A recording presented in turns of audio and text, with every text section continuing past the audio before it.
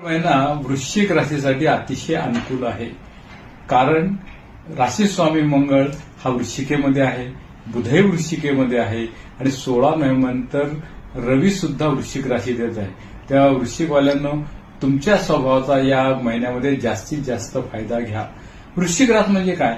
तर अचूक टेहळणी आणि बिनचूक हेटाळणी. आणि म्हणून वृश्चिक राशीचे लोक उत्कृष्ट गुप्तहेर, उत्तम समीक्षक, अत्युत्तम प्रकारचे सर्जन होऊ शकतात. अचूक टेहळणी आणि बिनचूक हेटाळणी एक गंमत तुम्हाला सांगतो. माझ्या मित्राकडे सत्याग्रहाच्या पूजेला गेलो होतो. भटजींनी त्याला सांगितलं की तू समयीच्या 5 ज्योती प्रज्वलित कर. त्यावर आमच्या मित्रांनी एका काडीमध्ये समयीच्या 5 ज्योती पेटवल्या.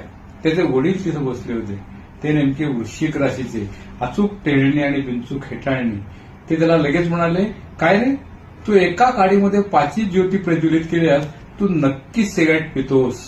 आणि त्यांचं म्हणणं खरंच होतं. आमचा हा मित्र चोरून चोरून सिगारेट प्यायचा.